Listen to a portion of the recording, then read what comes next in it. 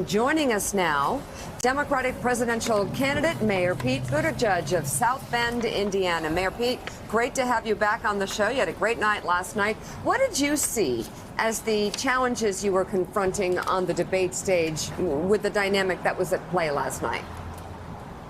Well, anytime you have 12 people up there, it's a challenge to make sure that your message gets through. But I really valued the opportunity to lay out the picture of what this country is going to need after the Trump presidency. After all, we're all competing to be the president who can pick up the pieces starting on that first day. And that means having bold solutions to the problems that have been with us for a long time and are not taking a vacation for impeachment. And at the same time, I think very important to do it in a way that can actually unify the American people. We got a strong new American majority for major reform on issue after issue. Now's our chance to actually make it happen.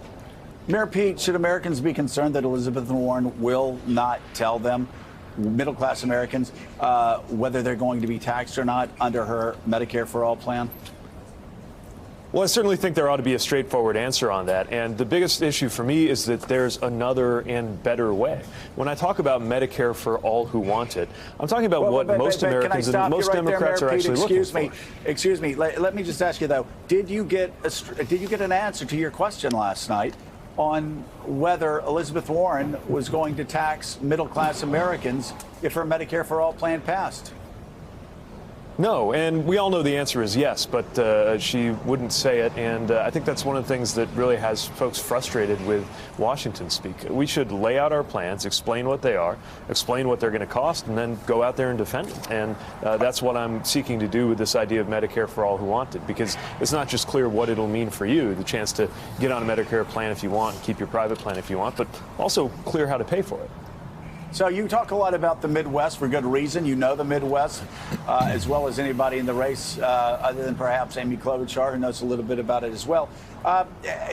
You've been very concerned about talks of confiscating guns, taxing churches, taking away the private health insurance of 165 Americans. You've been very concerned how that's going to play in the Midwest. Do you fear that too many up on that stage have gone so far left that they're ceding the Midwest to Donald Trump?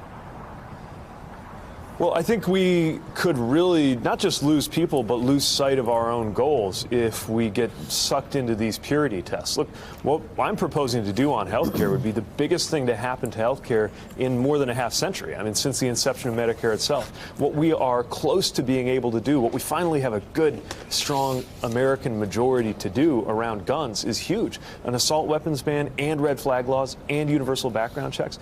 Same thing on immigration, same thing on college cost, on issue after issue.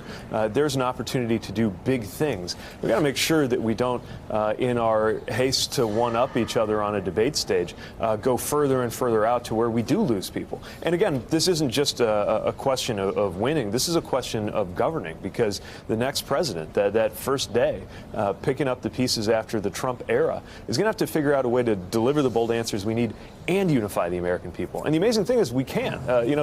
Sometimes I think Democrats have this tendency to be in this defensive crouch and just assume people aren't with us on the issues we hold dear. People are with us, at least if we keep our focus on the main things we can achieve.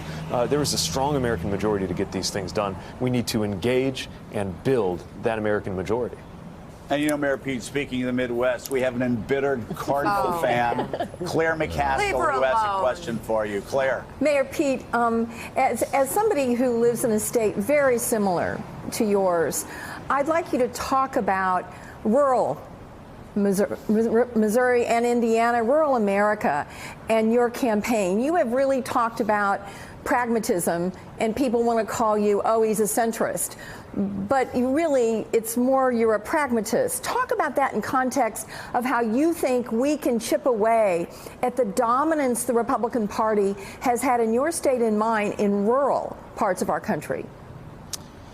You know, I think there's a huge opportunity right now, because not just politically, but just in terms of culture and values, you know, what the Trump administration represents really goes against a lot of values that are important in rural America, too, from just basic ideas around kindness and how we treat each other to a set of policies that is happening, for example, on the backs of farmers when you look at the trade war. So when I'm traveling through rural areas and even around home in Indiana, what I notice is that there are a lot of people saying things that tell me they could come our way, even if they're not thinking about it politically. You got farmers saying, how much longer are we supposed to take one for the team? You got folks asking about the crisis of rural health care, the fact that we have hospital closures and provider shortages. We're talking about things like mental health that are important everywhere, but certainly a major concern, along with addiction and opioid issues in rural communities. And it's why I've really focused on building up rural economies, on making sure we deal with health care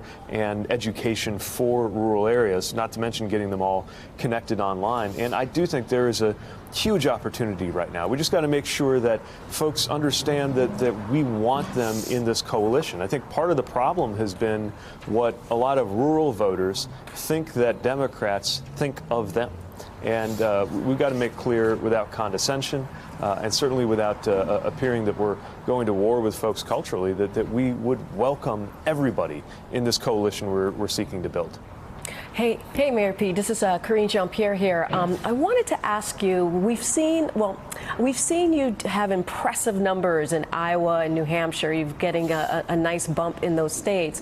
When it comes to South Carolina, you're still struggling with the African-American vote. And it's important, right, that vote, you cannot win the primary and the general election without the African-American vote. What have you been doing? What's the strategy there? How are you going to diversify your base and really bring in that community?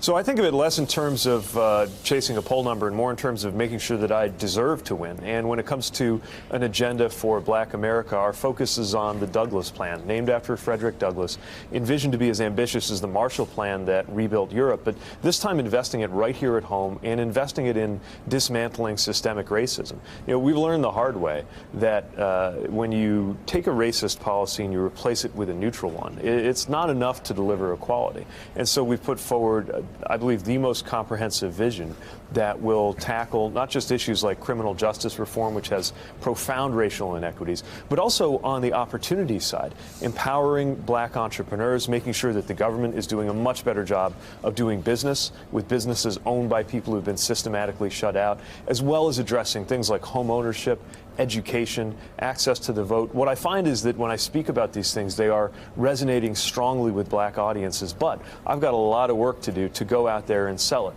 I do not think that the VP's advantage among Black voters in South Carolina is permanent, but those of us who are competing for it really need to go out there and earn it. Mayor Buttigieg, it's Willie Geist. It's good to see you this morning. The rolling disaster of Turkey and Syria continues this morning. Just now, President Erdogan of Turkey announced he will not meet with Vice President Pence or Secretary of State Pompeo when they travel to Turkey. The White House had said the vice president had a meeting to confront Erdogan about his actions in Syria. Erdogan said, I'll only talk to President Trump. So that meeting is not happening. What will you do at the beginning of your presidency to restore American credibility with our allies, for example?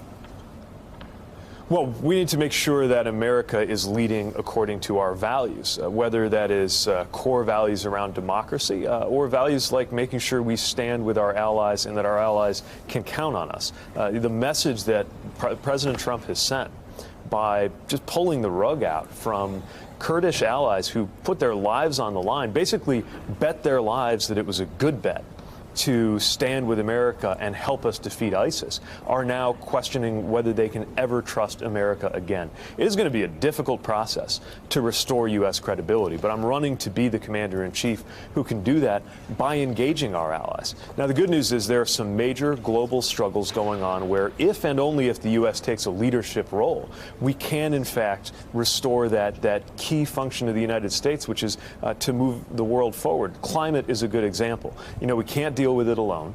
The world can't deal with it without American leadership. And whether it's on that issue or on hard security military concerns, we've got to establish ourselves as a country that can be trusted.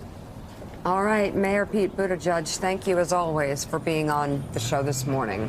Thanks for checking out MSNBC on YouTube, and make sure you subscribe to stay up to date on the day's biggest stories. And you can click on any of the videos around us to watch more from Morning Joe and MSNBC. Thanks so much for watching.